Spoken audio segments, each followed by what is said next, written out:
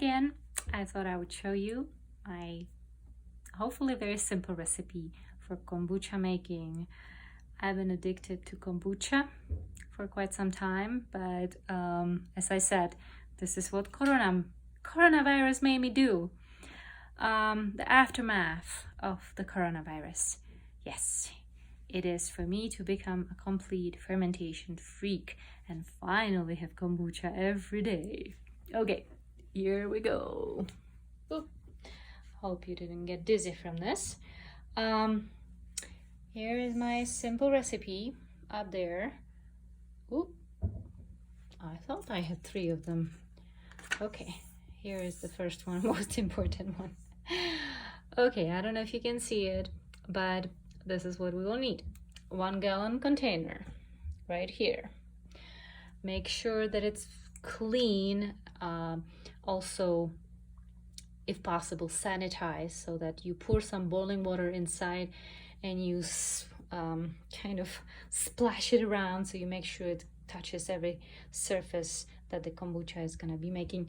Again, you want to make sure that your good bacteria has a great start. You don't want to have an environment where they have to be beating down and battling the bad bacteria. Okay, then you're gonna need some black tea for 1 gallon, or in this case it would be 3.5, a little bit over 3.5 quarts. Would be about 8 sachets of tea. Okay, so 8 bags of tea, 2 cups of starter fluid or vinegar. Starter fluid is your original kombucha. So if you have already kombucha from before, use 2 cups of that. If you don't, you use 2 cups of the simplest vinegar you can find. Don't use any fancy vinegars, not even apple cider vinegar, just simple vinegar. Then 1 cup of sugar. I would say a little bit more because, as I said, I'm making close to 1 gallon. So maybe a heaping cup of sugar. And then you need SCOBY. Let's look at SCOBY here. I've been housing him here in the SCOBY hotel with some starter fluid. That's all they need to survive. SCOBY is an acronym actually for Symbiotic Culture of Yeast and Bacteria. So here it is. It looks like, well, we call him Ted, and he's definitely alive and he likes his peace and quiet, so please cover him up as much as possible.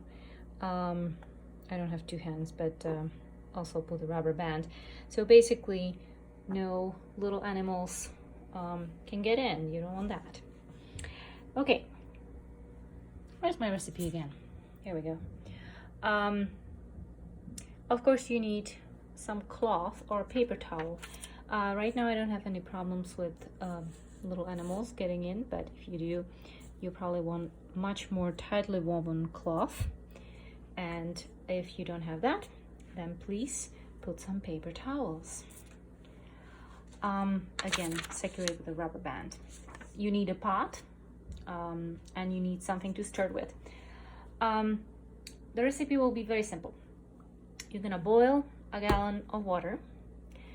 Then you're gonna also boil your stir. So let's say you're gonna be stirring with a spoon or something. So put the spoon in, don't burn yourself, but make sure that way it's sanitized. Once it's boiling, put 8 bags of tea, steep it for 5 to 10 minutes, then let it cool down. Whilst it's cooling down, stir in 1 cup of sugar and let it cool down to room temperature. Now this is very important. You don't want anything hot to touch the poor SCOBY, because he's not gonna like it. He's gonna die, and that's gonna be it. So make sure that it's room temperature. Test it on the top of your hand. Don't test it right here because our fingers are so used to being scalded over time that they just it feels pretty good for them. But on the other side, on the top of your hand, you're gonna feel how hot your fluid is. Again, make sure that you don't stick your finger into the nicely boiled fluid.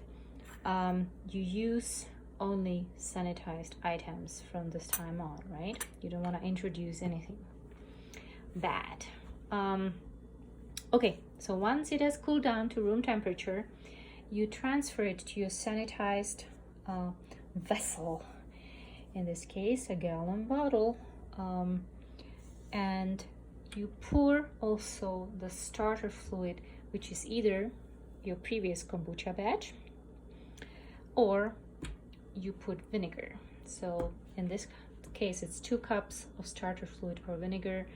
This is to make sure that mold doesn't grow in, so it creates an acidic environment inside, so that if you have sanitized everything and you have used enough acidity, no mold can grow in this. It's very important.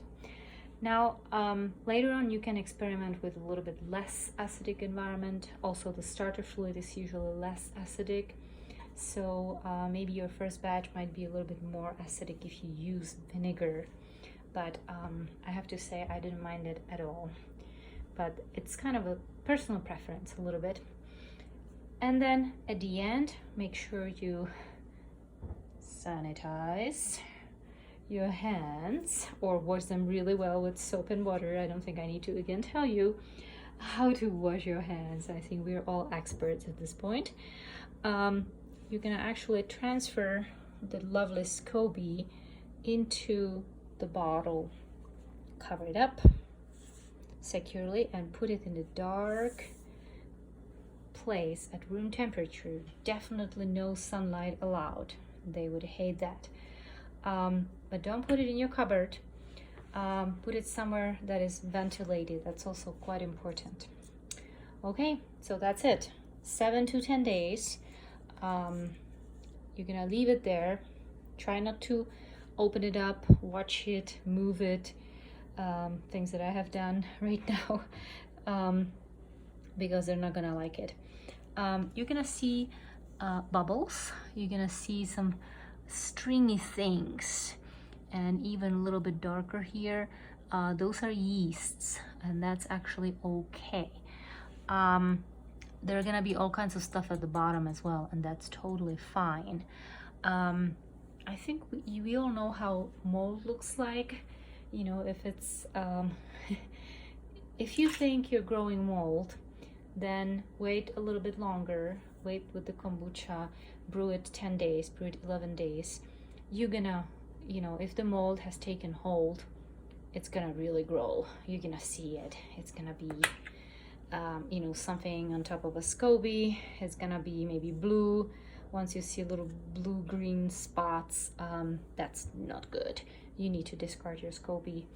But most of the time, frankly, mold will not grow because of the fact that it's very acidic at this stage. Okay, during the fermentation process, all the lovely sugars are being eaten up by the SCOBY and being kind of fermenting the beverage. It actually creates a little bit of alcohol, but it's usually less than 0.5%. It's basically nothing. Okay, let me see what else I forgot. Okay, yes, so what I just described is basically the first fermentation. After 7 to 10 days, I brewed mine for 7 days. There is the second fermentation. At that point, you're gonna take the SCOBY out, you're gonna put it into a SCOBY hotel with some starter fluid, where it's gonna rest for a little bit, or you can start the next batch already. And you're gonna pour all of this lovely liquid, you're gonna pour it into your bottles. Now I'm just reusing bottles that I bought, of kombucha that I bought previously. And I fill each one of the bottle, leave some at the top because a lot of CO2 will be created in the next process of the second fermentation, and it needs a little bit space, and it needs to be burped at least once a day. What that means is this: It just needs to relieve the pressure. If you leave it for 3 days, you're not gonna burp it. This thing could explode. Also, use bottles that are round. If you have some bottles that have edges, this is not so good because it can explode. Okay, all right, so during the second fermentation process, you have clean bottles. Again, make sure they're clean. I didn't sanitize mine actually at this point, and it was okay because it's such a short process, and then it goes into the fridge. It's only 1 to 3 days. At that point, you can flavor your kombucha. So you can use juice, you can use tea flavored, for example. You know, you can use anything that you like. For the first brewing, I would recommend black tea. It's the simplest. Don't use anything with oils in it. Very, very important. And also don't touch kombucha with anything metal. In other words, don't touch SCOBY with this. All right. Okay, so I have actually used real fruit, and I filled about 1/4 to 1/3 of my bottle with blackberries, raspberries, ginger and lemon. You figure out whatever flavor you like, something with sugar preferably, because you need sugar again to be used by the yeast, create some bubbles, create some CO2, and also soak up the goodness of the fruit. So here I have some kombucha that's made of raspberries. I have to say it's absolutely delicious. And once you do that, you fill the bottle again, leave some space, at least 1 inch at the top, close the bottle, and leave it on your counter for 1 to 3 days. So leave it again at room temperature. Don't forget to burp it. And then after that, you just put the bottles into the fridge. That stops the fermentation process, or slows it down considerably rather, and then it's ready to be drank. Have to say it's absolutely delicious. Some fruits are going to make more bubbles than others. I have very mild carbonation at this point, but I don't mind that. So I think I have covered everything. Yes, no metal, no oils. In teas, for example, if you're gonna flavor your with your tea, make sure you sanitize everything, dark and room temperature, but ventilated. Okay, I think we got it all. Enjoy your kombucha. Bon appetit. You know what? Let's do this right. Ah, can't wait. Okay, cheers to our health.